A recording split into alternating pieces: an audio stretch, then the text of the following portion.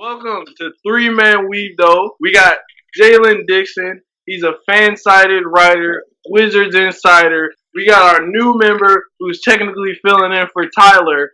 That rhymed. Joaquin. He's on the west side. He's on the west coast. He's also a rapper, Jace. You can check out his albums on Spotify and any other platform that is streaming. And My stage name is Hase, to be exact. I get all his names. I've just been butchering me, dog. Like before we Yo, got is it bad that I felt that coming? I felt that coming. My man Ash's editing is gonna be constant. He gonna have to put the accent over the E when it come up. Yo, that's exactly what I'm about to do. It's supposed to be an accent over the E, though. That's the whole funny part. Yo. No, you're actually right. It's gonna come in like the little, you know how like the word come up on the dictionary, they split it up. Bruh. Already like it is Monday, July 8th, and everything has happened since we last speculated on what was gonna happen. And so we're gonna talk about the big fish first, the friggin' Dwayne Dedmans of the world and the Harrison Barnes. Everybody really wanted to know where they went. Okay, let me stop fucking around. KD, Kyrie, Kawhi.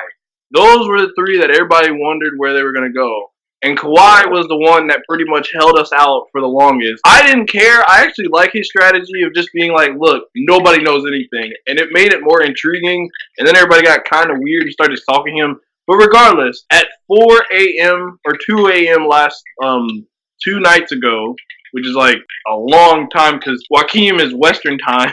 he's out here early in the morning for this. So it was like for us, which is probably like 4 in the morning for him. And Woj is just like, hey, so Kawhi's on the Clippers now. And we're like, okay. I half looked at my phone, and then I saw Paul George is also on the Clippers. What? Excuse me?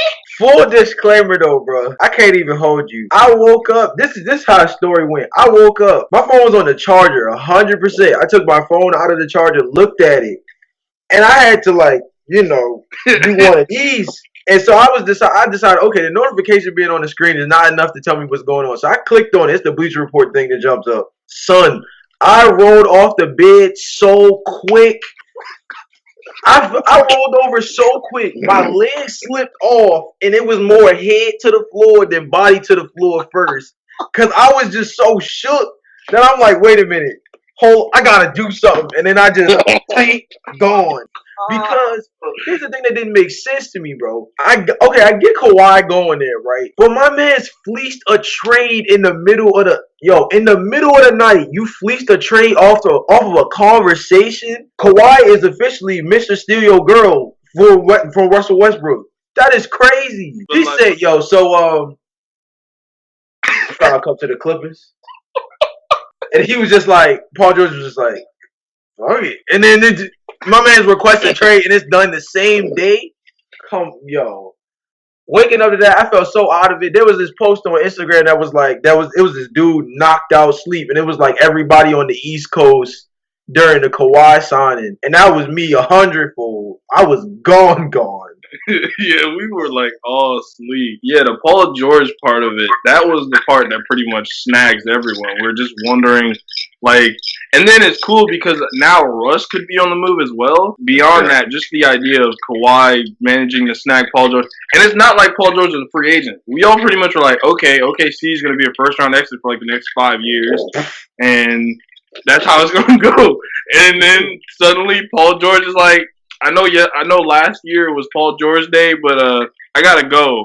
And then people were also making jokes, if y'all were watching Summer League, the earthquake that happened, that was why it happened, which is the dumbest thing. But so Joaquin, how did you feel when you saw the news? I was shocked, but also impressed. This whole free agency has been one topsy-turvy headache of a spin of what's going on. Everything that I thought could have happened didn't happen. We got signing trades going on. And I'm like, is this a new thing? You know what I mean? What's all going on here? They trading over here to over here. Like a 4 trade going on with the Heat. Then they got Jimmy Butler. At first they said that they didn't get Jimmy. So I'm like, okay, cool, bet. He gonna go to the Rockets. They got the people for it. They gonna trade Clint. Chris Paul contract gonna get shoot. Oh no. We don't want that. Jimmy Butler said, I want the Heat, and the Heat's gonna go. Sign and trade, boom, boom, bam, boom. And then the 76ers come back, and then they lose Jimmy Butler, but they sign Tobias Harris. They didn't get Al Horford. The only thing that's gonna stop them is shooting. Because that's the defensive team, don't get me wrong, but shoot, ain't nobody pulling up at the three. They gonna be like, oh, nah, pass. They gonna try to pump fake, and they gonna be like, no, nothing, nada. They say, huh?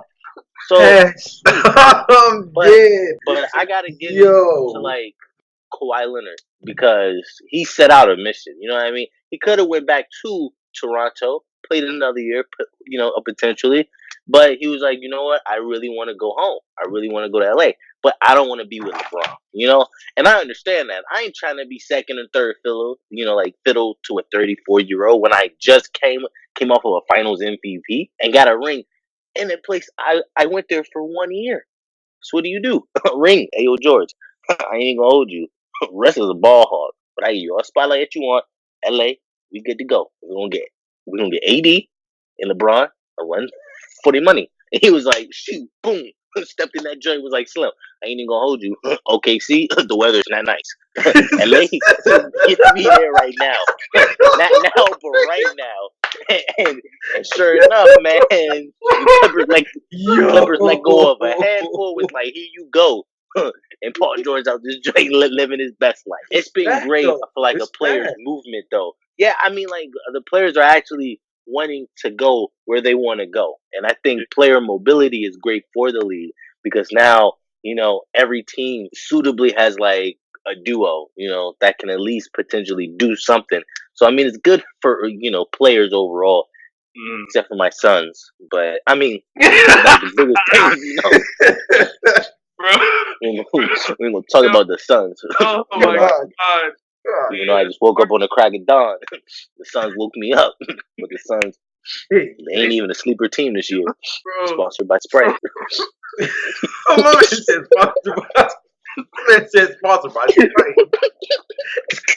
I need that in the edits, my boy. I need that in the edits. But for real though, like the only thing, okay, so I'm sure that the catching everybody off guard part makes sense because it came out of literally nowhere, which was expected. We thought it was gonna be done like Friday, like in the middle of all the debate shows or something, where somebody was gonna have to hit him with the breaking news or something. It basically happened way before anybody got the chance to even. Think about it. He set it up where I don't want to say it like that, but it happened after all the talk shows are over, knowing everybody was gonna have to basically sit on it for about a weekend, and it still found a way to lead news even without all the talk shows running shit for like 2 days. The biggest thing though that I took away from it was like what you had said earlier, Joaquin, was the balance part of it, bro. Like, okay, first of all, it's proven that tanking does not work now. Like, at least I think so. I think so. Yeah. Because the Pelicans did not tank. Memphis, I guess you could say tanked, but like nobody had them in the top 3 when this all was like said and done coming into the draft and stuff. The tanking doesn't work the way you always planned it aspect into effect, and then you put it to where like the trio super team stuff is like past. Like everything is pretty much even Steven, and everybody has a reason to like play. Is either to develop the people you have or have a 2-man team essentially. That it's weird to say he set balance with his move by taking somebody else's like crime partner, so to speak. Even he set Russ up to a certain extent where like if he gets traded, like I'm pretty sure most people have seen the Heat is like the number 1 team out of them that he's supposed to go to, which I don't know how they going to. I don't know who they have to trade for that. Apparently, like this Winslow and a couple pieces, and the contracts actually work. I mean, if they could do it, do your thing, but that would be hilarious. Even then, that's Russell Westbrook and Jimmy Butler on the same team. Don't know how that would work out whatsoever. But even that's a duo set up just by that move being made.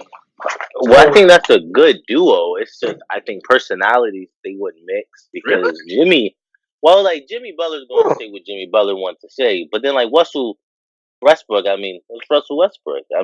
They could be sweet, but like once they start losing because Russ is a ball hog, I mean, then and Jimmy's gonna be like, "Look, Slim, I'm taking that final shot." You gotta give him. Because shoot, man, I didn't see the post. It was like clutch 3. All right, then the leads closed in to 50. Oh yeah.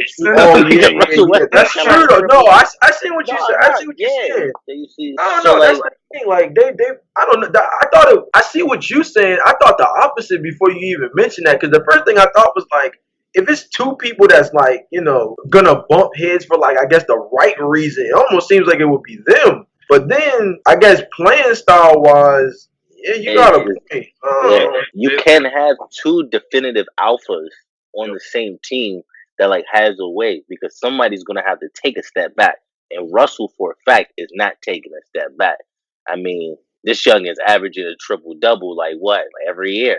No offense, he gonna be like, "Look, I mean, I'm doing this," and Jimmy's gonna be like, "Do you have a ring?"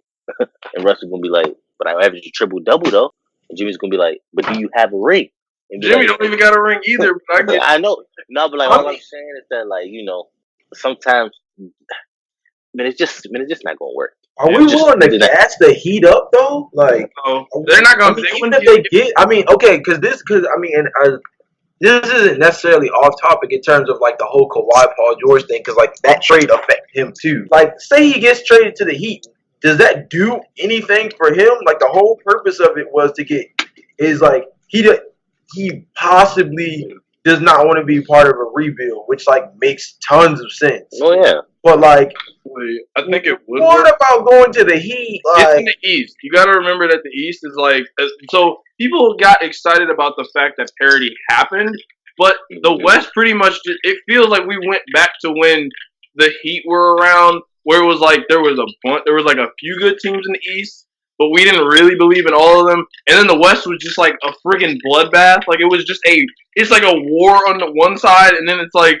some guys are like fighting with like balloon swords on the other side. That's how it feels with the East and the West. Because now in the East we have the Sixers, the Bucks, the Raptors, who are significantly weaker now, and then after that, I mean the Pacers are going to be scrappy, but then they're going to be solid. But Victor Oladipo is not going to come back like at the immediate start of the season. Well, wait. Well, I would. Okay, so I learned the hard way to stop messing with the Pacers, bro. Oh, I'm not saying they're not gonna be bad. I'm just I'm not saying that either. But I mean, if whether Oladipo starts that season off or not, that Brogdon pickup was serious. I thought that was okay. I thought Utah had the best offseason period. Like, I mean, if you have to take the superstar element out of it, because like obviously like that's cheat code. But if we're talking about like just solid pick, dude, you got Mike Conley in a trade for basically nothing, low key, essentially nothing when you really think about it. And then you get Bojan Bogdanovic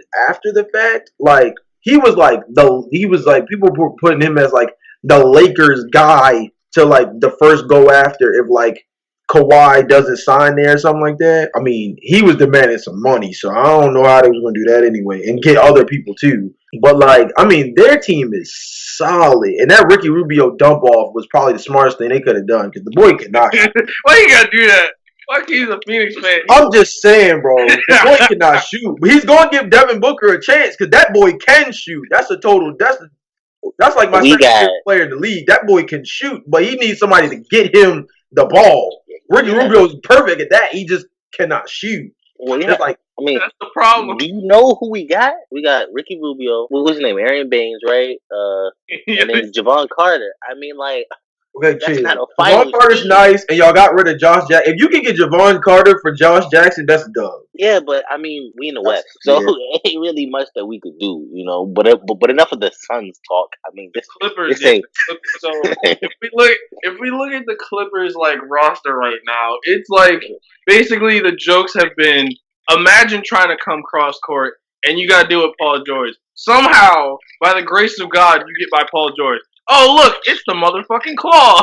Like you have two of the best two-way players on one team. If you think about that, and that's dangerous. That's dangerous. 4 feet of pure saltiness. Like Son, I would want zero smoke. They have two 6 man of the year candidates on the same squad. That's Oh my. the thing that I always thought, like with Kawhi. I always thought he was going to Clippers. I'm not even gonna hold you. The Lakers thing was wild to me. I thought that was just mad petty. So I didn't think he was going to do it because it's not his speed. It doesn't seem his speed to me. But like, But the Clippers did this thing right though. facts. They definitely. I mean, you don't Danilo Gallinari, which like has not been like extra. I mean, he's been good, but he hasn't been like extremely nice since like what the Nuggets probably. Like that's probably saying a lot, but like I mean, you got rid of the Nuggets. The Shea Gilgeous Alexander, like getting rid of him. I feel like they might maybe regret that, but I don't think so. The load management aspect of this, like you have two 6 man of the year candidates on your team, that clearly means any day of the week you can take one of them and start them. And it wouldn't be like, oh, hit the ground running the same way. But you don't have this crazy drop off in terms of at least having production at a position. Their team is, like I said, that is 94 feet of pure salt. Like you started with Paul George. I know, but you really have to start with Patrick Beverly, which was like the re-sign of the summer. Like, no, period. They did this thing right, and let me just tell you, because like in order to get Kawhi, what was the number one rule? It was like keep things private. If you have the Lakers, I mean, like he wanted individual meetings. As soon as the Magic meeting was just like over, I think that he was already tweeting. You know, already typing. Kawhi just now left. Da da da da. Boom. That's already messing up stuff. Now you got everybody and they mother, auntie, uncle, nephew. You know, talking about, oh shoot, he don't go to the Lakers. You know, Lakers is like that shot. You know, was on that too. Right. And then he goes to the Raptors, and there's literal footage of the plane coming down. That's too much. And then you got Drake in the meeting. Why do you have Drake in the meeting? Did you see what he was trying to give him though? That's the thing it was like part of OVO's next album or something like that. He had like contributor rights or something like that. I mean, I think LeBron did it on like 2 Chainz album, this last album or something like that. But like, they were trying to do this, so it's interesting because it sort of feeds into the other big fish with KD and Kyrie, where like KD and Kyrie. I forgot about them. Everybody crazy, right? Like, that happened like immediately because they were spoiling stuff. But like with KD and Kyrie, they're attracted more to like the off court stuff with the like the business ventures. You got KD who's doing. I don't want to diss KD because I don't want him to roast me on Twitter. But like low key, if you look at the boardroom is literally such a like just copy of like the barbershop. It's not even funny. Like he's doing his own version of the barbershop. I mean, and essentially 7, and that's basically LeBron 6. Come on, man. Is it? It feels like okay. Well, it's not, but it. No. Man, I was shook, by the way, when I saw the jersey. I had to screenshot it because I was kind of hyped. But then I was kind of like, what the fuck is going on? Like, you know what I mean? Like, why? Like, what? Like, I was trying to figure out what the league was. Because, like, I'm trying to figure out what 7 represents at that point. Because, like, I cannot associate Kevin maybe he likes anime so much and he's a Dragon Ball Z fan. And he's like 7 Dragon Ball. Shoot, I mean, Shenron. Help me get another ring. I'm really dead. My man said Shenron. Let me get another ring. He knows I gotta put down. 7 Dragon Ball. Here's my thing though, because the only thing I thought, it is negative as hell, honestly. But like the only other person I could think of off the rip that switched their number. And like from like switching teams that like I like never would have thought like, oh, he switched. Carmelo went from 15 to 7. Oh, that shouldn't give anybody hope if that's what this is about. Like I don't think it is, clearly, but like that's not the person coming off an Achilles injury necessarily that you want to. I want somebody's career to start mirroring. Because that boy out the league, and they still trying to figure out how he gonna get on the Lakers, and I still don't know how that's gonna happen. I'm pretty sure all them slots got filled by now. Which to tell you, they did. They really did. They did. Filled. I don't want Melo coming off the bench. I don't. All right. I don't want no type of melodrama. I mean, like if he was willing to come off the bench and actually play key moments, you know what I mean? Good, gotcha. All right, I'm down with you. Right. But like he's still thinking that he's gonna start in this league. And no offense, like you was here, and then you was here, and then you was. But like, do you really? Okay, do you, I don't know. It might be petty to put it in somebody else's hands, but do you really think that he is so in his own head that being out the league for almost a full 2 years comes back and thinks he gets the start? Like, you think he's in that? You think he's in his head that much? I mean, he But did find a no, but Rodgers. like even still though, it's like let's say a team gives him a chance, but if I was Melo, I'm only going to a title contender. You know Facts. what I mean? Facts. Because like let's say that the Magic wants him. You know what I mean? Oh yeah, Magic wants him, but you coming off the bench. You know what I mean? I mean like regardless of where you go, you come to the Suns, you coming off the bench. All right, I ain't gonna hold you. All right, we got Yeah, a lot of young talent here. You want Facts. to come No here, facts. mentor? Yeah, you know what I mean. If you want to mentor and be like a Vince Carter a type of situation here, you've been in the league a lot. And you know he was on the Hawks last year, Yeah. and I think that was like that was very monumental for like Trey Young because like you had seen him early on making those like mistakes, but then he was getting better and better, and then he was a like a rookie of the year candidate. So it's just like you see the growth. We need older players like that to take the initiative to kind of shape the future of the NBA because this whole league is changing. They're talking about making it a smaller season now, stuff like that, and that could drastically mess up, like everything if they make it like a 58 game season, 60, whatever. I Times feel, is changing. I feel like a lot of the changes are like almost like like a bit of a. There's a reaction to injuries, and then there's sort of an overreaction to the war. I feel like the Warriors just like they like caused a bunch of like stuff to happen, and now we finally get parity back. And I just a shorter season would not be beneficial because you're messing with a lot of records, and then that completely destroys Yeah. comparisons at that point. Like you Well, can't yeah, obviously. try to do comparisons anyway, but like now, like it's just gonna be weird. And plus, the only real change that I think will be beneficial to and like very like boost the parity that we have is just be like, all right, there's no more conferences in the playoffs. Just best teams play each other. Because then we could have had a Houston Rockets Golden State Warriors finals like way back when like that popped off. Like not this year when they got knocked out, but like the year prior to that. That would have been exciting. But like that's the only change I really think about. As far as like the Nets, I mean, we don't really have too much of a reaction beyond like we have to wait till KD comes back and see how he actually is like health wise because like KD like it's gonna be just Kyrie and the Young Bucks and hopefully we won't get no Celtics type stuff. I mean he chose to come to this team. DeAndre Jordan, how are you forgetting about him, man? DeAndre, like, supposedly, if you believe the internet, he's washed. The internet says he's washed like a dish right now. Well, I ain't trying to hear that because as far as I'm concerned, the one thing that I felt like they needed, even if they kept D'Lo, was they needed another center. Period. Yes. Because Jared Allen is fire, but on one side of the ball. Now, not that DeAndre Jordan is not no world beater by any stretch, but like let's keep it a buck. Like if we asking somebody to go up for one, we got a little bit more trust in one than the other. Yeah, as far They as addressed the need in the same situation that they was able to pick up those other two. So Either 2 to 3 years ago, if you would have had LeBron James, AD, and Boogie Cousins on the team, that would have been like a super team right there. But now Boogie is like, ah, he did good in the final, sort of, kind of, not really. I mean, like he came in and got some good hardcore minutes, but it's like, do you really trust him to play a whole 82 game, like season like that?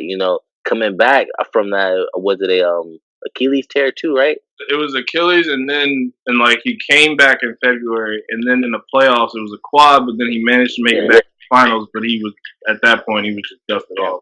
I think if we see a resurgence from like Boogie, I got the Lakers at least going far enough. But I mean, the West is still too stacked where it's anybody's ball game, and I don't want to say, all right, Lakers down, boom, they got that Golden State boom, bam, because I mean, everybody's team is just still, you know. And then plus two, I don't think the Warriors got that bad. Like they lost KD, but I think like the overall just like team chemistry could be better. I don't know why that they got D-Lo, and I think he is technically still like a rental. Don't get me wrong. They gonna play him out when bam, but they probably definitely gonna trade for him because I don't see Clay being a three. Like I think that the Splash Bros need to be the 1 and the 2. It can't be 1 and 3 when you got Boom right here. Shoot, that's like having Batman, Robin, and you. You still got Draymond. You know what I mean? I think they got Willie Cauley Stein, and then they signed back Kevin Looney, right? Yeah, if you trust Kings fans though, Willie Cauley-Stein is gonna be the best description that I saw was that he's a C student and he'll give you an A paper and an F paper, but he'll always give you enough to be average. So hopefully he does work out for them. I think As long as he passed the class, right? yeah. You ain't doing every single homework assignment, but I mean, if you come in on that test because that's 45% of your grade, shoot. You missed a couple assignments with me, dog. Shoot, I'm trying to get this degree. Let's go, just to get this ring. Yeah, the West is gonna be fun, and then the East, like the West is gonna be fun. The East is gonna be a bit of a dogfight towards the top. And well, the West is always fun. Yeah, it's always been fun, but I think with the Warriors, it was kind of like some of that fun got sapped. Like as much as I was like, I didn't really care because I was just like, you know what, the Wizards are trash, so like I'm gonna just sit my butt over here and not say anything because like we're all, as I have said before, everyone on this podcast is a suffering fan. We got a Suns fan in Joaquin. we got Bulls / Wizards, and I'm only pointing because in not the recording, but the actual Skype call, I can see Jalen below me. And then we got me, the Wizards fan. Like, it's just, we're all suffering. There is no, like, happiness in this chat. But, I mean, yeah, like, parity is really exciting to have. And I think that if you want to really have it, you should just get rid of conferences as far as playoffs go. Keep them for, like, I mean, you don't even need them for All-Star game anymore. Because, everybody's choosing who they want. Yeah. So it don't even matter. Like, you can still let the fans and everybody decide or whatever. And then, but then, of course, you got to tell, like, a bunch of owners, oh, that's no playoff revenue. So, unless you figure out a way to make up that money. Because they were thinking about, like, they were saying stuff like, oh, we should have a play-in tournament. I'm like, why would anyone want to have a play-in tournament in the middle of the season for, like, a lottery pick or something? That's stupid. But, yeah. I'm not sending my best youngins out there just to potentially get, like, injured. Oh, but we got the #1 overall pick. Yeah, you get to play with a guy that's going to be better than you. That's such an insult. Like, you could be fighting for somebody that could replace your job, all right? And I know, but if I'm at my job, right, and then, like, I'm fighting to death, just so that I can have another member potentially replace me, I'm sorry. You had to go. Yeah. Because I like job security, right? I like my position where I'm at. So it's gonna be fun to see a Clippers Lakers rivalry, and I think now a lot more people will be tuning in just to see who is gonna like win between that. And then right below that, you got look.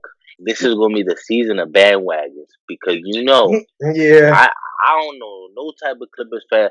I don't know Nets fans. All right. But you're gonna have a youngin that's like, I've been here since Jason Kidd, man, and Vince Carter, man, Richard Jefferson, dog. He's like, yeah. For real though, I feel it coming. Bro, that's what happened with the Golden State Warriors. I kid you not. Like, they weren't good with us growing up. They weren't that good. They had that one what was it? Playoff joint where they beat I forget who. It was the Mavericks. It was 2008. Yeah, that's all cool and all, but like give any other significance. None. And everybody like, oh shoot man, I've been a Warriors fan. Curry. down since day one. When freaking LeBron James went to the Heat. Everybody like, oh man, I've been a Heat fan day one. Alonzo Mourning, you know what I'm saying, bro? Yeah. I was there, Gary Payton, Shaq, D Wade, White Chocolate. I've been there. No, you have not. You wanna know what you've been a sorry ass Bucks fan forever, and then you jump over there. But then once the Bucks, good, you're like, nah, I've been a Bucks fan. What's good? What you mean, Giannis all day? I know how to spell it. Yeah, anyway, man can shoot. That's all I need to know. Like, it's a good time to be in an NBA just like fan, and not even a fan, because I just think just like if you like basketball, if you like talking about who's going to do what in the league, it's a great time because there's so much to talk about. Every team is potentially something good there, except for my Suns. But every other team, good to go. Wait, so when does John Wall come back? Like, is he still like out or what? Shoot. You can see my man right there. My man was like, yeah, Cringy you bring shit, up the Wizards, dog. bro. Why you gotta do that? I was laughing My at the man, Suns, but I guess I deserved it because I was laughing at the Suns. my Damn. man I guess looked on like he was about to pull out a Gatling gun, some type of Naruto jutsu on my ass real quick. He was like, "How dare you?" I'm very, as far as like underrated signings and stuff, I think like people don't really have much of an eye on that. If we're being honest, I think Sacramento actually did really well with their veteran signings. I think people should be clowning them. But beyond that, I mean, Utah went from like the ones we were like, holy crap, they're loading up to like right under the rungs, which is pretty funny. But beyond that, like I don't really have any other teams because like it's just we got like Boston might be competitive, but that's not unexpected considering they got Kim, the whole Kyrie already. Yeah, but they sort of kind of honestly with them. I'm not saying that they actually like are going down in terms of just like overall. I think that they're going up because Kyrie wasn't good for them overall, and Mm-hmm. and team chemistry plays a huge factor because you could be one of them youngins on just your own superstar, let alone you could be putting up 20, 30 points a game, 8, 7 rebounds, etc. A good overall player, but then once you get other people, it kind of messes up your whole, like gameplay, and you can see a decline in like your own personal stuff. But I think this is good for all of the young bucks on the team to actually show what they got because they got a nice bench, and I'm glad that they let go of Terry Rozier too. Ain't even gonna hold you like I'm kind of glad. With the Charlotte, I don't know why that they paid him, but like, Pour one out for was it Charlotte, Joe. the Hornets. I feel As so much as I like man. MJ, but he don't know how to run the team properly. I'm sorry because if you got Kimba and then you dishing out all this stuff, let me get Nicholas Batum, let me get some other youngers I don't know, let me get Dwight Howard. I mean, like you just. I don't know if you on like NBA 2K, my team, and you think that it look good. You know what I mean? No, you doing this thing wrong. I don't know if he's thinking being an owner is just like playing like 2K here. We can just like override trades and think this joint's all like hella fun. No, it's not. Like I know, but the uniforms are nice. I guess I don't know. I mean, you got a point. I mean, Not gonna I don't know. I think with all of the low key signings, I think the biggest thing about this summer, regardless, is everything happened in a day. yeah. Oh yeah, $3 billion spent in a day, and I don't feel like there was a single person overpaid. You know what I mean? Terry Rozier was on the same day, bro. yeah. Signing trades is complicated. You got to make certain money add up regardless. And he's a free agent point guard on the market. You have to think about it's a 3-year deal. But all 3-year the deal guaranteed though, like for a team like that with literally, a point guard hole like the one that's being left. I don't think that's overpaid. Gordon Hayward wasn't an overpay until he got hurt. yeah, you're right. Chandler Parsons is an overpay. yeah. You said I mean Yeah. Chandler Parsons was an overpay before Memphis to me. At least that's what I thought. When he was coming out of Dallas, and I guess he got traded to Memphis or whatever the circumstances was, his contract was still ridiculous. I think he got traded recently too from Memphis as a part of a salary dog. Because I think it had something to do with trying to get rid of one of the contracts they got from the Pelicans. Yeah, he sent it to Atlanta, and then Atlanta was like, "Here's 2 of ours that equal to that, so you have 2 contracts to handle instead of 1." Yeah. So see somebody like that, and I hate that he's like the measuring stick for like, bro, your contract is trash. People talk about the John Wall contract or like the Chris Paul contract, but like if they produce, it's there. Tell me the last time you saw Chandler Parsons. When Dame On God.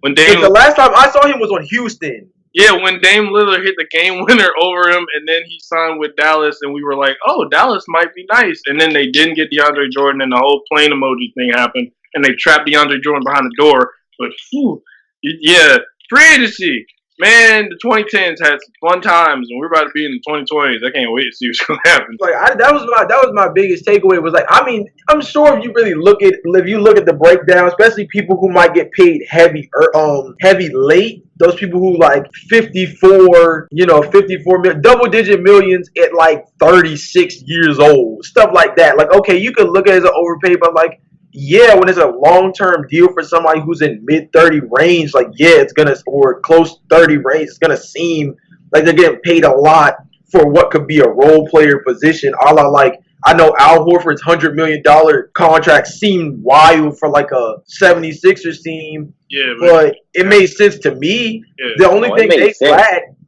the only thing they lacked to me was experience. To me, I mean, don't get me wrong, Jimmy Butler's a last second bucket, like that makes sense. But you have to know how to finish out games regardless of one person. If one person is going to finish out the game for you guaranteed, then we already know what's up. We know Ben Simmons. By the way, I found out Ben Simmons can shoot. The boy was shooting threes at Montverde. You can look it up. I'm not tripping. I had to find it, but the boy shot threes before he got to the league. So I think the 76ers just breaking everybody. That's just me. I hate to be that one, but I think the process. I'm just saying, Joel Embiid hurt coming in. Ben Simmons won't shoot a three to save his life. Markelle Fultz is on, possible suicide watch. Like, Markelle Fultz, he's on the Magic now. he's on the Magic now. That's because they needed to. You ship damaged goods out when you ain't got nothing left to fix. Like, they don't know what else to do, and even the Magic don't know if he's gonna play this year. That's probably part of the reason why they didn't pick up a point guard in the draft.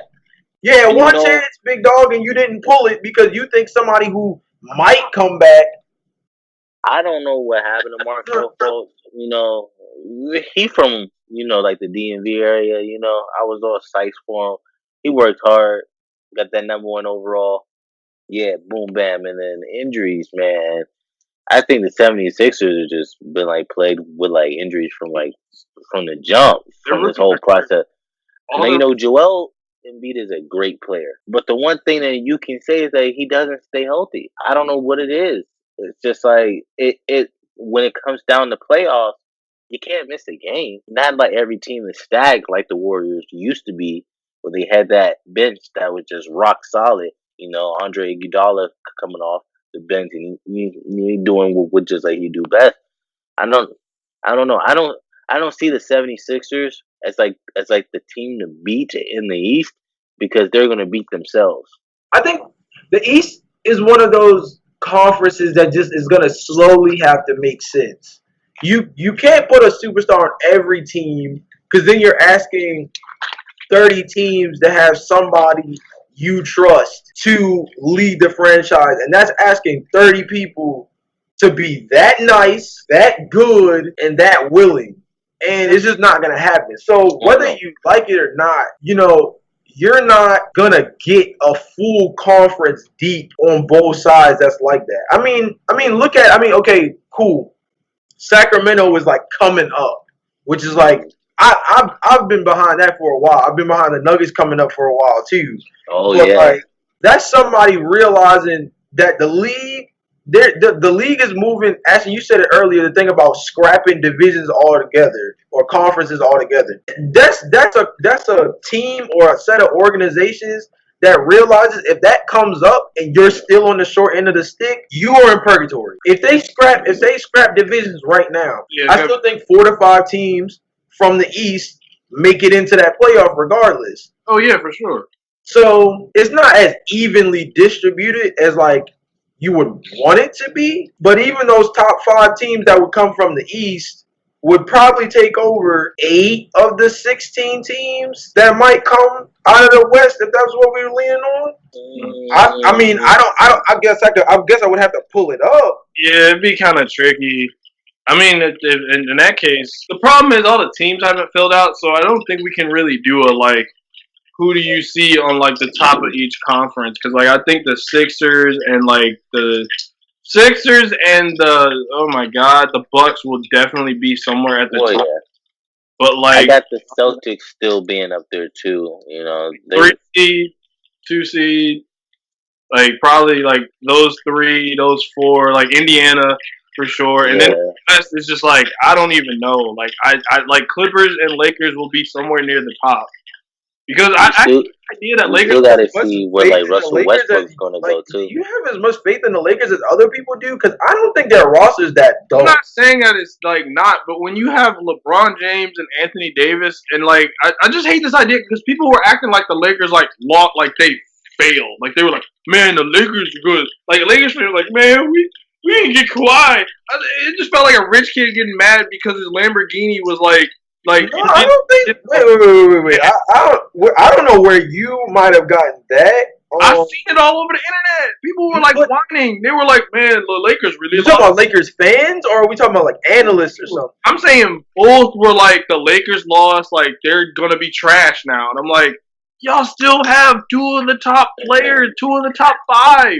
If LeBron is healthy, and if Anthony Davis stays healthy, and you know me because I'm the one that has the most reservations about this team. But if they're healthy, and if DeMarcus Cousins can contribute something without like just falling into a heap, please God, no, so that way he can join the Wizards.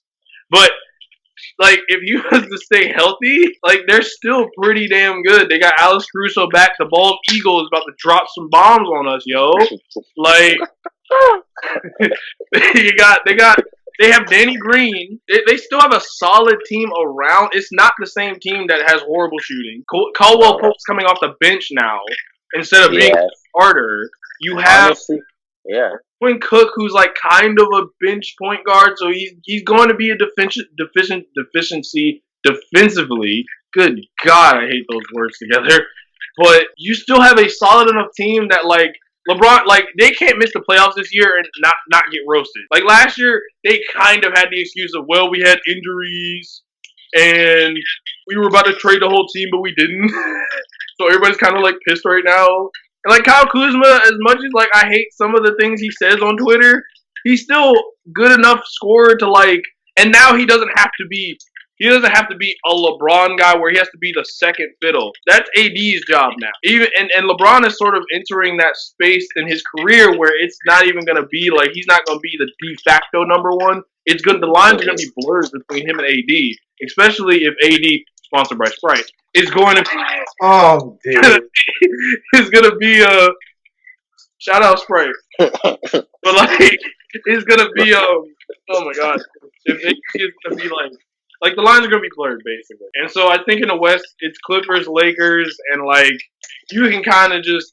I mean, and the Lakers are still a question mark because of the roster and because of the injury questions. The same can go for the Clippers too, because Kawhi had to be load managed that whole season last season. Paul George's shoulders were like not there, and that's just got sick. So there's a lot of questions with those two tops. But then, like, you have the rest of the league that has questions. So, like, as far as power rankings, I have no idea. But I am just salty that the Wizards signed Isaiah Thomas. And I just wanted to say that. And now I have it in the airwaves. Now I can let it go. Bulls, you know, you guys got you guys got our point guard. You got Tomas Satoransky. You know, the Suns, y'all have Jalen Lick. I was watching Summer League, kind of. I was watching Summer League last night. You know, the Suns and the Knicks had a pretty close game. I think the Suns pulled it out. Ashton, real quick, my boy. What? I have to vent real quick because I told my dad about this. It's been blowing me. I think I let you know about where I was going with this early on when we had the draft talk. But I'm gonna just lay it all on the table. About the late waste, the like. Have the Pistons or have not the Pistons stole the offseason I mapped out for the Wizards, bro? The freaking Pistons. Wait. I need to give Joaquin some like context. Bro. So Jalen wanted George King, was it? He wanted Sekun Domboya. He wanted Sekou Demboya, yeah. He wanted like basically all the Pistons draft to be the Wizards draft. And then what else was it? I said if you have to pick Derrick Rose or Isaiah Thomas, I'm taking Derrick Rose every day of the week and twice on Sundays. And I don't even think that's debatable. You take Rui Hachimura in the draft, who is basically a 3-year older version of Sekou Demboya with almost the same amount of potential, technically less just from an age standpoint. And then I was raving on the Lewis King thing all the way through the second round of the draft. when we were up. And he still wasn't taken, so he makes it the undrafted free agency. This boy is not even on your books now. The Wizards have some of the worst draft cap in the league.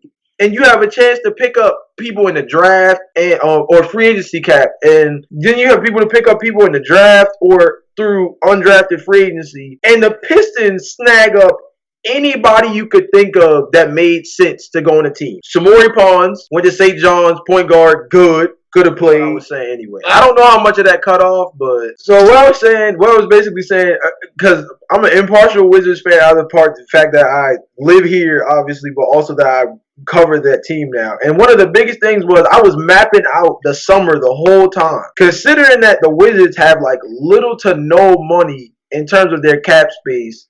The best way for a team that doesn't necessarily want to rebuild but knows they have to rebuild anyway is to try to take advantage of draft capital and unrestricted free agents that don't cost a lot, that comes in the form of like rookie free agents and people, unfortunately, like Isaiah Thomas. So, with that being the case, the Pistons took everybody I could have thought of in terms of that. They took Derrick Rose, who, like I said, I would have taken him over Isaiah Thomas any day of the week. In the draft, they took Sekou Demboya a couple picks after. Even Atlanta got Cam Reddish, which I thought was a steal to get him after us. Because I thought if he fell to the Wizards, it was a done deal. I didn't even think it was a discussion. Not to pick up somebody who they never even had a conversation or a workout with. Not that Rui's bad, but you never brought the dude into your own building. Now, I don't know if they brought Sekou into their own building, but you basically brought a 3-year older Sekou Demboya, which basically means the potential, even if they're here, Sekou still has more, which that should tell you all you need to know. And then when it comes to the one player I was talking about, Lewis King coming out of Oregon, I was talking about him to Ashton and Tyler through the second round of the draft, and he still was never picked up. I was shocked Bol even dropped as far as he did, but I was more worried about that than Lewis King after a while. Then he went undrafted. So I'm saying, okay, who went undrafted that makes sense for the Wizards to pick up on the cheap, considering we're letting people that I don't favor, like Thomas Satoransky, to leave and stuff like that. You know where he went, though. Go ahead. Pick somebody else up, but who's your options? Shamori Pons out of St. John's made a ton of sense. He's on Houston. Houston is stashing guards, by the way. They have Trayvon Duval from last year's draft, just drafted for no reason. Gets no PT, never seen him before. Can the Wizards borrow him? That'd be cool. I can deal with that. You take Lewis King, which is killing me because that's my guy. And then the Bulls, my other team. I just told Ashton, I'm tired of having a ninja named Thomas Satoransky running point guard. And what do the Bulls go and do? They go and sign this man for a 2-year deal. Right after I just told y'all, I'm tired of Chris Dunn, and I don't want to hear nothing about no Thomas Satoransky. I know y'all don't like y'all point guard situation, but I will take Ricky Rubio 1,000,000 times over. I'll give y'all the dub just for that. Because if I gotta line Ricky Rubio and Thomas Satoransky up, and you talking about who I'm picking, bro, it's not even close. It's not even close. I'm just hurt, bro.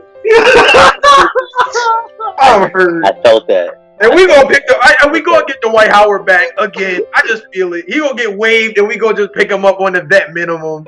I'm so tired of these people. I wanted Taco Fall. I don't even think people like Taco Fall, bro. He's not even nice.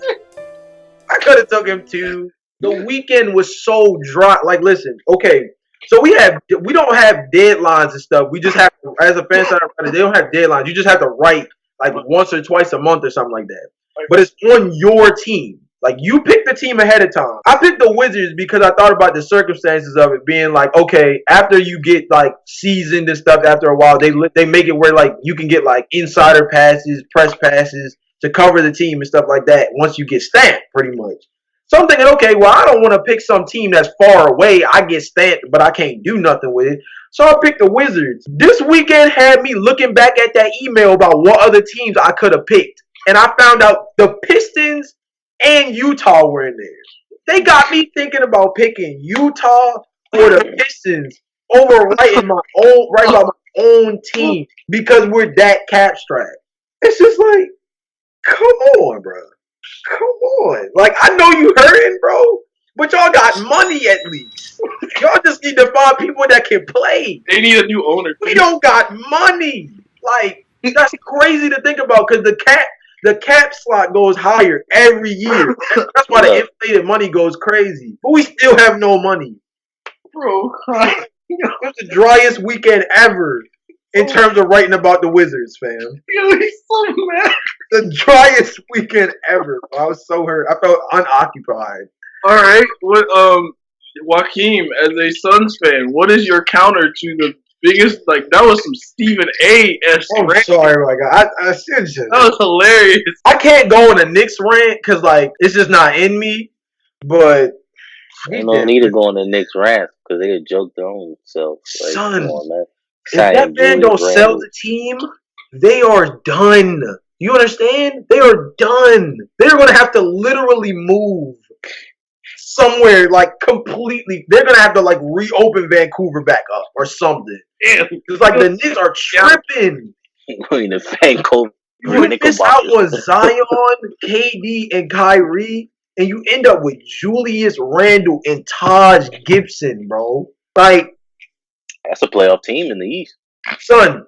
That's the crazy part, bro. Oh, that's what I'm saying, son. And then Ashton, bro. I literally captured Joe. My dude said in the group message with no fear. This man said they picked up Taj Gibson, Bobby Portis, and Julius Randle. Did they not pick up the same person 3 times over?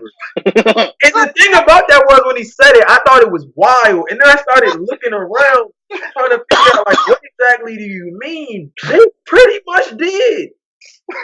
He settled for instead of 3 different players who all would have been franchise changing, super clones of one another. Like that. Yo, listen, bro. I ain't trying to do him like this. Like, I didn't even think about how crazy that is. Said it, I didn't even pay it no mind. And then I started really looking into like, bro, like, what do you like? The only player that I would distance from them is Julius Randle. Like Bobby Portis and Taj Gibson are basically the same person. Which is crazy, son. It's wild. I'm just saying, bro. Like. Oh man! Yo, wait a minute! I need to walk off. Oh man! I'm just saying. Everybody's team think they trash, but like I've seen 2 trash teams go to work this weekend. all I know. What makes it's just so hard because I would have thought that like the appeal of being in like New York would have been like. You know, like, oh yeah, I mean, it's New York, you know, and it's not Brooklyn, you know what I mean? But it's like New York, you know, like New York, you know, the Big Apple.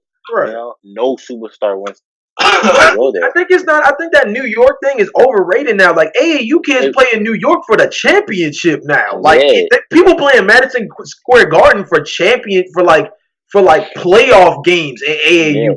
You know what I mean? Like.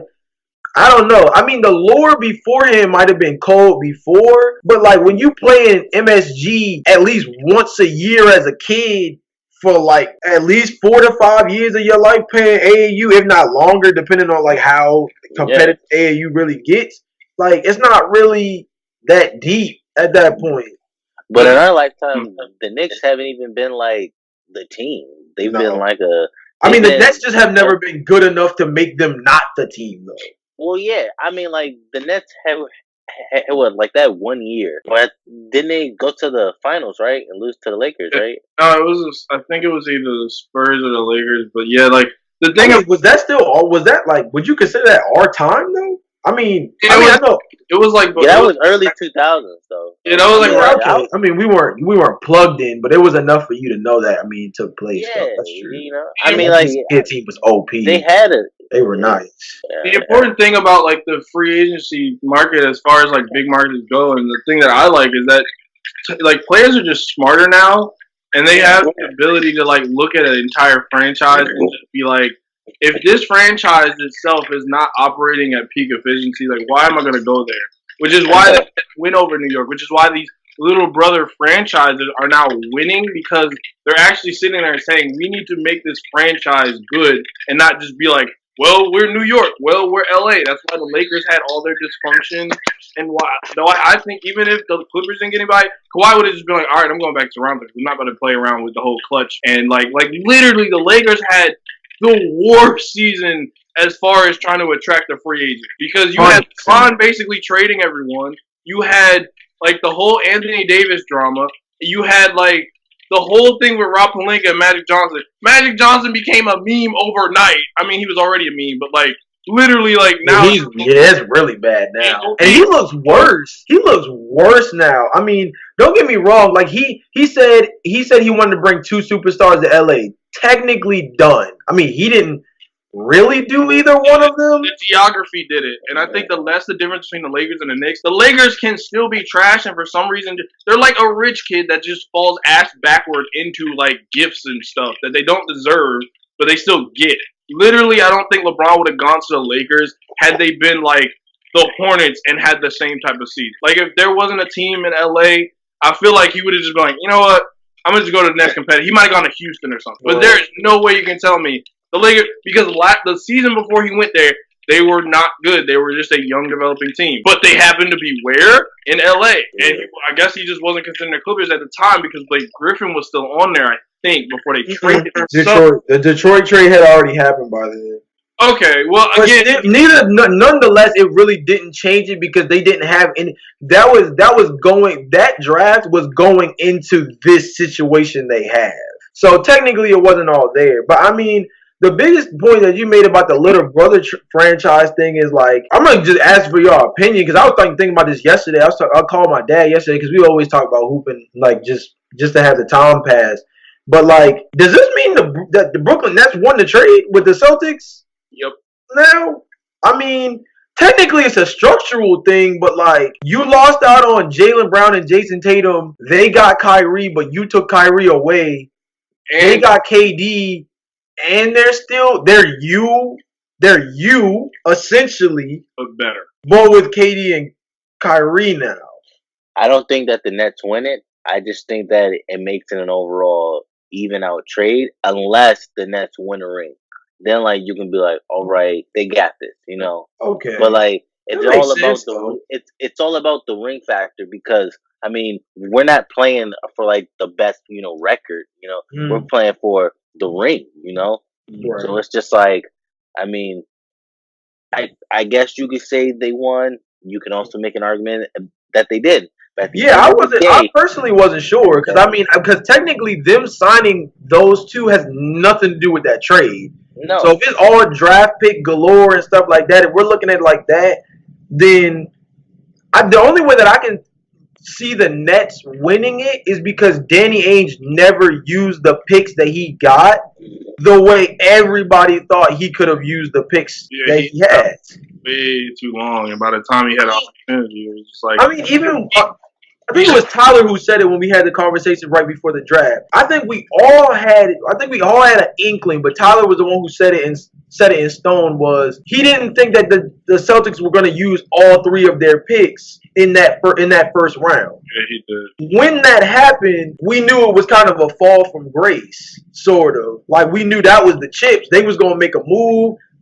Ashton, I'm not going to hold you. I thought we was going to get ripped for Bradley Beal. I'm not going to lie to you. I thought about it the whole night. I thought that whole night from the minute the first pick was made, I'm thinking we about to get fleeced. I mean, don't get me wrong. I don't want to lose Bradley, but I want to rebuild this team. The decision making, we don't have a vision on whether or not we want to start over or stop. It seems like we want to start over because we're getting young guys and we're sort of trying to put veterans around it. My problem is that we signed Isaiah Thomas and then people actually tried to argue about people being mad about this, which kind of ticked me off because I'm like, Oh, the you just signed a 2 times All-Star, be happy type of argument. Yeah, and I'm I've like, seen that. All Too. Star I is. saw that all weekend. Too. I hate. This is the thing I hate about All Star designation. It works only for like 2 seconds because it's like if that happened during that season, that's great if we get them during their All Star season. But you don't have a guarantee for some players that they'll be like an All Star. That's like I mean, Dwight Howard's won Defensive Player of the Year multiple times, and no one's like preaching, for that. So I see the card.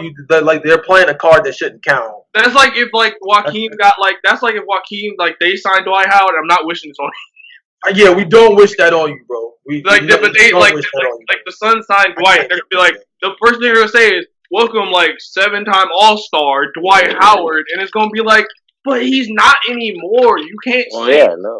And Isaiah Thomas, he's great like as a player, as a person, but like he's 5'9" in a league that has turned into basically if you don't have a Giannis, you're dead. If you don't have a Ben Simmons, if you don't have like an all around guy that's able to play like versatile and be in multiple positions is what I should have said. Okay. Yeah. Like if you don't have I was thinking point forward mode, and I'm like, I don't know how many teams got a point forward, so it's a little bit of a screw up there. Yeah, you ain't no dubs around here, bro. I'm sorry. You need like a versatile like player that is able to switch positions, especially on the point guard side. And now we have Ish Smith and Isaiah Thomas. Ish Smith works in a backup role, but he's 6'2". And then Isaiah Thomas is like you can say like if we time travel back in 2017, walking bucket. We time travel back in 2019. He has one hip and like a bunch of problems outside. The league was gonna be better than us, dude. That sucks. That sucks. But let's give Joaquin the floor because he's a Phoenix fan and he's on the West Coast, and I want to hear what he has to say because he's been roasting them every signing that came out when we were talking about he was roasting. So Joaquin, you have the floor. What do you? You're allowed to start from the draft if you have to, my guy, because that joke was wild. I haven't already been like on like a rant. I just been on a rampage of just like it sucks being a Suns fan. Grew up on Steve Nash. My main man. Amari Stoudemire. We were winning, and then as soon as Nash leaves, it's like Suns who? I mean, Devin Booker's my guy, my main man. Good, love him. He just keeps getting injured, and we don't have nobody else to hold it together. We won 19 games last year. 19. Is he wasting his prime, or is the Suns wasting his prime? It's the Suns wasting his prime. Technically, he's not there yet because he was a real young signing coming out of Kentucky. Yeah. So he's still not even in prime mode yet, but he's looking like a next AD to me in terms of the one out. Yeah. No. So yeah. So like, as much as Devin Booker's my guy, if he's watching this or for some reason, leave, request a trade. Be like Paul George. Yeah. Go. Damn, all right. I'm not gonna hold you. I've been saying this for years. The Suns organization is it's a mixed bag of. I don't know why. It's your owner. It's your owner. I don't know why we even got what's his name, James Jones, as like our general manager. I don't know why we keep switching freaking coaches every single year because that's not good for player development. I do Igor the whole foundation. It just sucks. And then, I mean, last year, by the grace of God, we got the number 1 overall pick, and we can draft DeAndre Ayton, which was good, not bad because we needed a younger big man. Because I ain't even gonna hold you. We have Tyson Chandler, and I wasn't trying to have like a 35, 36-year-old. That's not good with like Devin Booker. He's like young. Would you have taken Luka though? If it was your choice, I would have took Luka. Yeah. Okay. No. I agree with you. You're the fan of the team, and that's why I asked. Because I mean, they had his coach. Igor was his coach, so everybody thought it made sense. But it's like DeAndre Ayton looks like this. That's pretty much all that happened. Was he looks like this?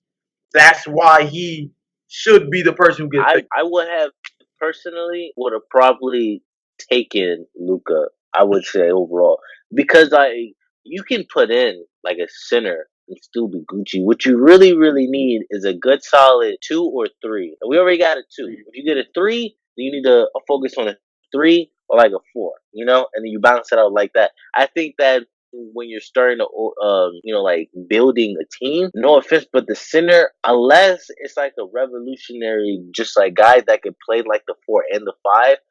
But I mean, DeAndre Ayton, he's just like a solid 5. He's not gonna play a forward, a position he's not. So like, I would have had like Luca, because Luca, he could play like the 1 or the 3. I mean, overall, you can put him anywhere else. And then like we still have a nice younger core too. Overall, I mean, like, you just could have had a young, healthy, solid team and had a good just like bench, because like in the West you need depth, because like if you're just going in and just like relying on your like top 5, you're dead. This is why we have a 6 man of the year award. Right. So it's just kind of like, if you have a bench in the league, I'm sorry, you ain't going that far. And the Warriors proved it this year that you can have some of the best, like starting lineup, but once you get to reserves and switching in people, you really don't really have a lot to work with. And I think that the Suns have like nice depth, but not like a clear, definitive duo of like, yeah, we got Devin Booker, but the way y'all be pushing him to play, just like this man is Zeus. He can only do so much. You. They're trying to James Harden him, and I just don't think they have the coach for that. The first thing I thought of though was like, yo, Ashton, off. I don't know if you know off rip. Do you know when Karl Anthony Towns is up? Probably around the 2022 mark. While you sit there and I'm gonna Google it. The first thing, yo, and I don't know if this really like. I don't know if it really applies, and maybe this is like a really reckless way to go about GMing, but I think the Suns should just go all in on Kentucky dudes. I mean, it sounds reckless, but I mean, the thing is, like, I don't know. I mean, I feel like Kentucky players definitely really produce, and D-Book is like on a whole nother scope right now, bro. Like, the dude is not being talked about because it's the Suns. I feel like that's it. It's just like Mike Conley wasn't being talked about because it was Memphis. Yeah, but Mike Conley's always been like a certified, just like if the West wasn't so stacked, he would have just like all-star appearances, like probably like 3 or 4. Okay, but if you put the Suns in the East, do you feel as strongly about how you feel about them? That's where I look at it from. So look, I've been saying this for years, because look, remember when we idiotically had like 3 like point guards on the team? We had like that was Eric Bledsoe, Isaiah Thomas, and Goran Dragic, right? Yeah. That was hilarious. My man Goran. Yeah. So like our record, we could have been like the 7th or just like 8th seed in the East. Mm-hmm. I mean, like I was. This is when I had the idea that like the league should just be the top, just like 16 teams duke it out. Because like just like the lower tier fan bases, they can have a great season, but it all depends on where you're at in the whole Western East. That's why, no offense, but the East got it made, because like any of those teams in the East can like pull out, because like you never know what's gonna happen in the span of an 82 game just like season. Unfortunately, I know what's gonna happen as like a Suns fan. I'm gonna watch the first like 10 games and be like, so let me see who else is playing. You know what I mean? Because like I like to watch my team. I can't really say root for them, but give them suitable support, and then like go to Twitter and be like, bruh, can I coach a couple games? Kid, just like call me up, just like let me be some type of assistant coach, something. Let me just be like the point guard's water boy. You know what I mean? Like, they make a shot go and be like, good job, Devin. That was really, really good. I appreciate it. Let's get that. Let's get to. You know what I mean? Rubio. Defense phenomenal, but just pass the ball a little bit more. You got what I mean? Like, just let me work with the team. You know what I mean? I'm not that far off. You know what I mean? I'm about to move to Phoenix, so the Suns watching this. Help a brother out. Hey, yo. You know what I mean? Because it's just like, I used to love the Suns. And this is like I said, I grew up watching Steve Nash. The first game I've ever seen was with a Suns player, so I was like, Steve Nash, oh, my main man, yeah, And now it's like, who do you like, huh? I'm just a sports fan overall. You know what I mean? Man. they didn't subjugated my man to sports fan. God. I'm just a guy, man, that knows a lot and a little at the same time. You know what I mean? Yeah. But the second that the Suns actually get their, act together, I'm like, oh yeah, Suns, let's go. I'm trying to go to every game I can. But the beauty is, the Suns are some trash. Tickets are not that bad. So I mean, shoot, man, I ain't catch a basketball game at a reasonable price. That's what I like about you, Suns. You helping out my wallet. Shoot.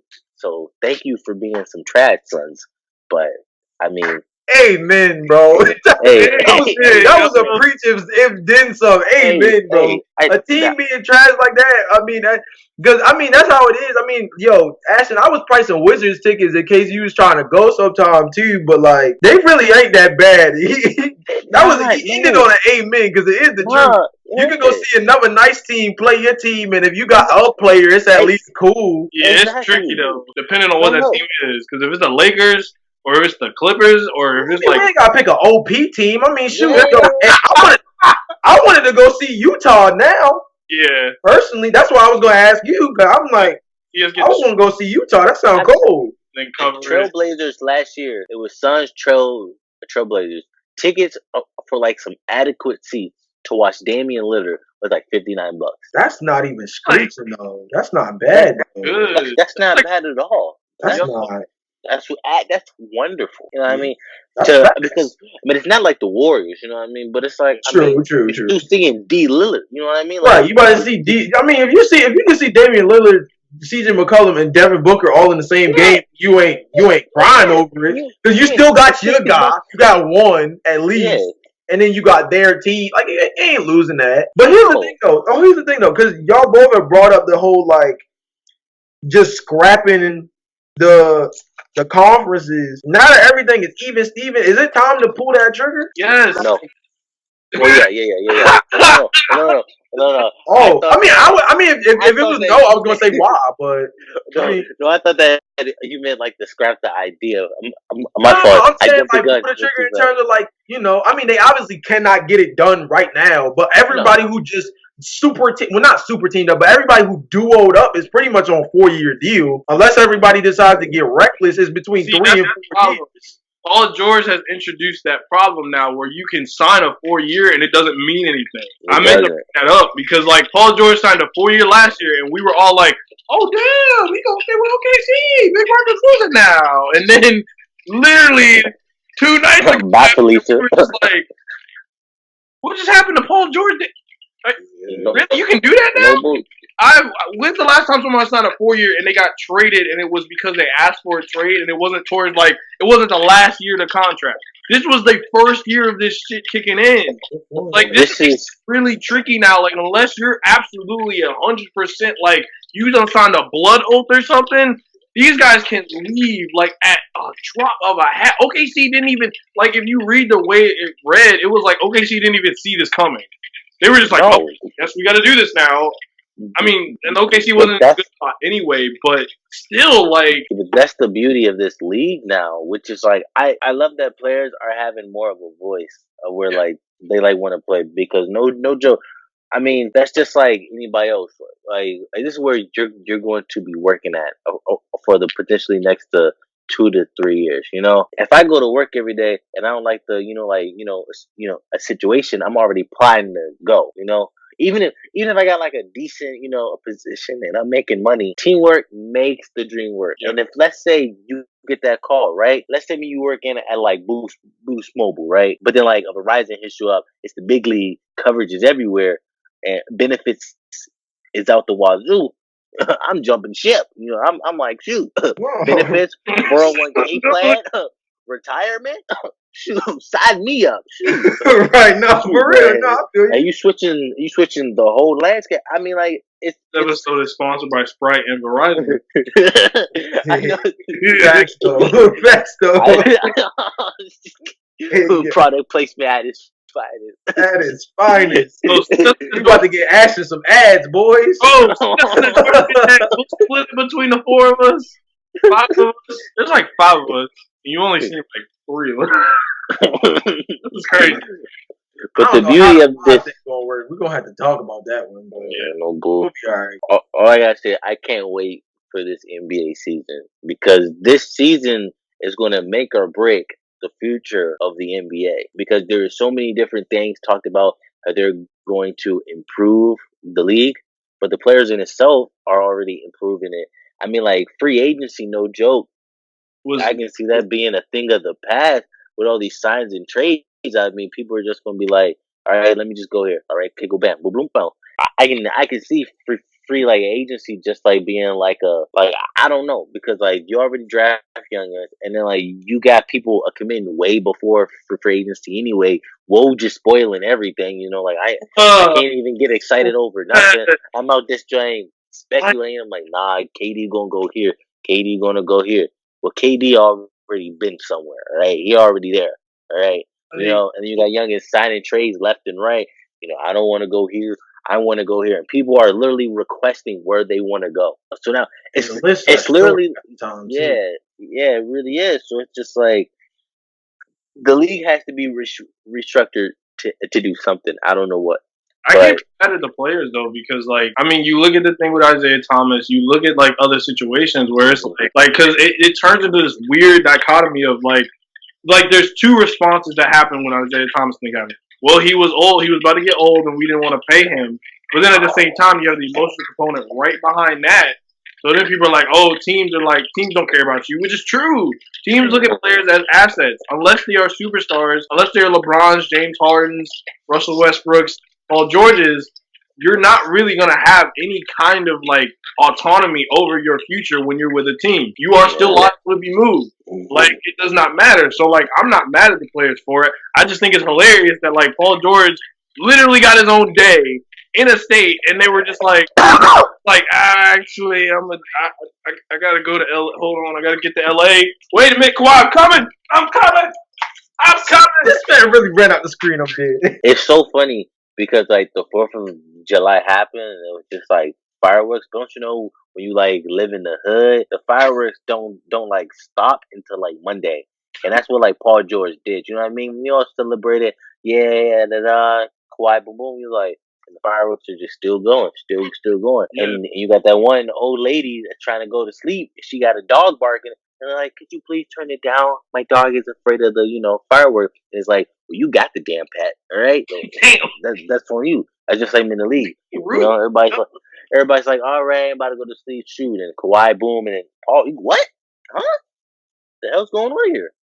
Wait. Am I alive? Like, it is a good time to be alive. Bro, that song probably got so many plays now. Tyler Creator just got like hella more streams because of that earthquake. Oh yeah, yo, Earthquake. that was the weirdest thing too. Yo, the placement of that earthquake was so ironic, bro. I mean, they was in Vegas. The news was broke in Vegas. It happened all over there. I mean, bro, I don't know. At the end of the day, free agency was freaking wild. But let me tell you, I know that like other players have like taken their time to sign, but and I have just like you actually don't have really any beef with how long he took. On a separate level, like fan wise, I have no beef with it because I'd rather him take his time and not pick some random ass team. Because Kawhi could have called all our necks and all overnight the Magic open up space. Like he could have called everybody next. As far as I'm concerned, waiting that long. From a writer standpoint, he was killing me. Like, because you can't really grade free agency with the biggest domino not falling yet. So it was wild. But it's like all I saw was just a circulation of where is Kawhi going? Where is Kawhi going? That's just for days. It was just the same topic. Everybody kept saying knew where he was same going. stuff. The only thing that was the only thing that was irritating me. Everybody, this man grabbed a sandwich and it was being covered. I seen that too. They were like, "Yo," I'm like, "Bruh, can this man live?" Like, that's what I'm saying. Let him. The one I think that this whole day and age, and not to like cut you off, but like with the internet and with just everything being just so fast paced, it literally killed free agency because all of the big stars and then like all of like top tier lists, got your A, B, and C players. Your B and C, I mean, like your A and your B guys, majority of them were already gone. Man, no, I mean, I won't even hold you. I think it down even to the C guys. I think it was done by Saturday. Yeah, You know, like by Sunday, Oz was closed. Like as far as I'm concerned, I wasn't tripping anymore. At that point, I was pretty much just waiting on Kawhi because the only other people were worried about was, I guess, the top free agent list was DeMarcus Cousins, Danny Green, like Kelly Oubre or something like that. And I think like Markieff Morris. Marcus Morris signed with the Spurs, and I think Markieff went to Pistons, I believe. No, I went to the Mavs, right? I don't know. No, he hasn't signed yet. Him and Kelly Oubre are like two of the notable ones that haven't signed. One of the Morris is signed to the Spurs, and it was Marcus. That's the only one I know. But the other Morris, I think, no. Oh wait, no. He signed to the Pistons. Pistons. Yeah, I checked it. He just they just killing. They're killing me, man. Listen, Morris killing me, bro. I don't want Morris back on the Wizards. I just want the Wizards to like take anybody right now. I just want to simulate Wizards season. I just want to simulate it. Like I'm just mad that we have to watch Isaiah Thomas for 82 games. Like just like chuck it up, and Beal's just sitting there like waiting. Beal's getting on the All NBA team this year. I swear to I need everybody to stop trying to trade Beal. Not you, but like the internet's just like, yeah, Beal's gonna leave. I'm like, he said he wants to stay. He's cool what we're doing. He's happy about the moves we made so far. Somehow.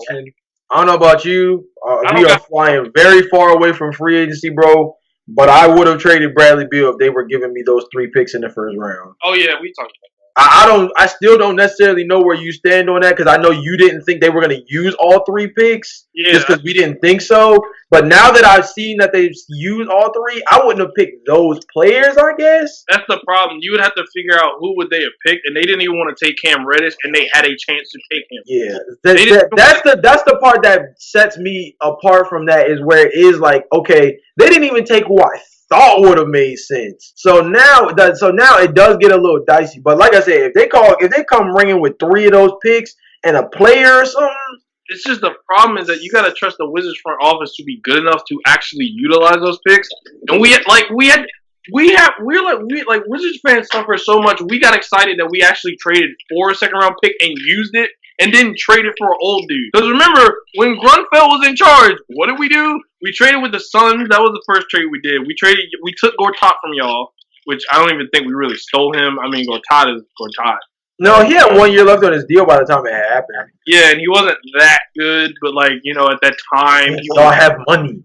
Like, God damn. So like, yeah. So as far as it goes, it's just the Wizards front office. Like, I was watching Wizards highlights. I told y'all last night. I was like, oh man, I saw Wizards Summer League highlights because I missed it because I had to go to work. Like, I saw Wizards Summer League highlights. I got excited, and then I saw Scott Brooks, and I was like, oh yeah, like that shit hurted. That shit hurted. So as far as it goes, yeah, I'm excited for the NBA season, and I can't wait to see like all the NBA teams minus like the Wizards. Okay, well I'm slightly excited to see the Wizards because like Rui Hachimura, Beal. I'm just gonna pretend Isaiah Thomas is not there. Like when he checks in, I'm just gonna start playing 2K or something. Same. And then you know you got the Suns. Y'all coming up. Y'all got Rubio, Booker. I tried. Okay. I got Ty Jerome, Jalen Lick. You know, I was watching Summer League a little bit, like kind of playing 2K. But watch Summer League. You were doing real good. You know, they got that 5'11" dude. Summer League is not the regular season. I know. Right? Lonzo Ball was killing it in Summer League. I'm trying. Bow. Honestly, with the big boys, totally different story. Yeah, right? Bro. I tried. At least I'm not the Bulls. I didn't trade for Thomas Sandorowski. That was so funny when it happened because I knew Jalen was gonna be bad as hell, yo. Son, I was so mad, bro. Yo, he was so sick, yo.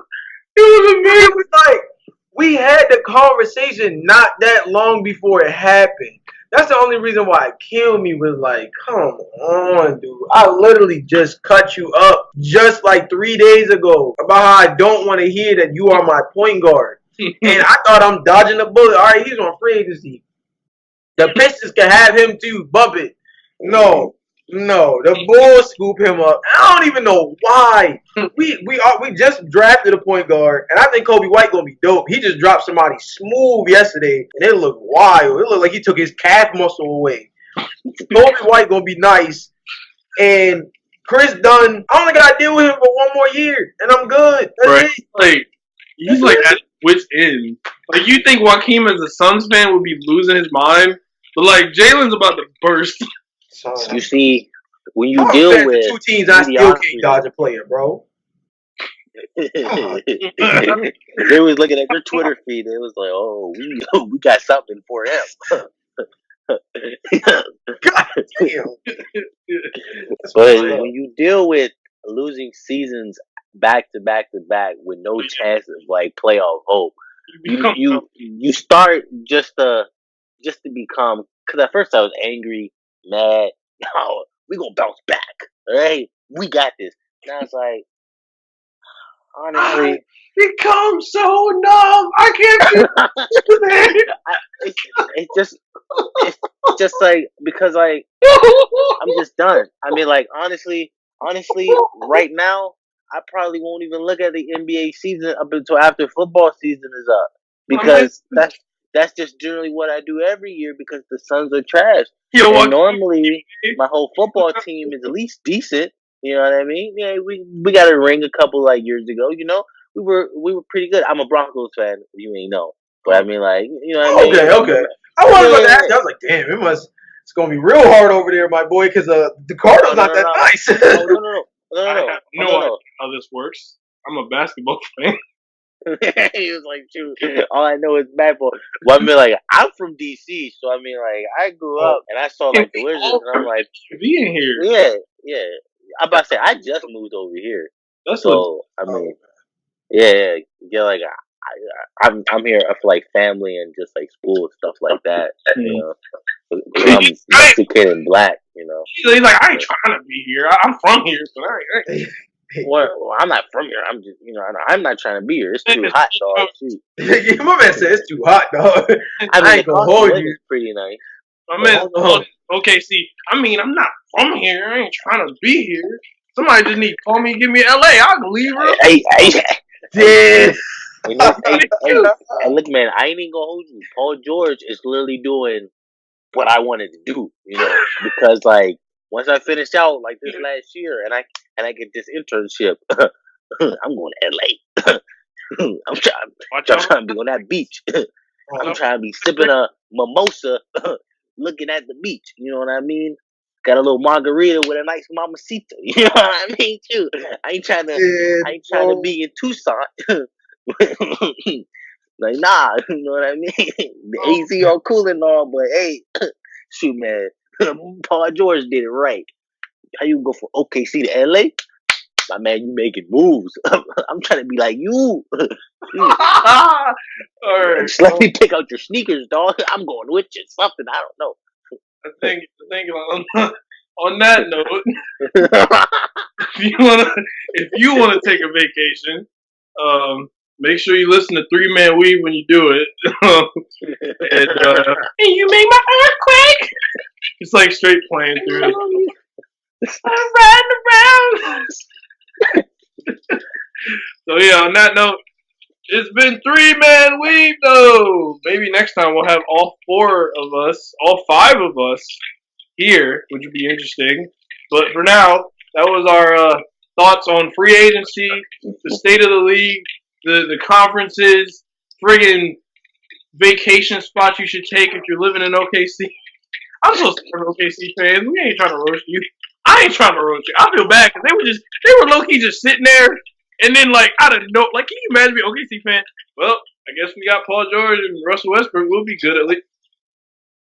Wait, where did Paul George go? Hey, Russell's leaving too. Like, all right, but we out.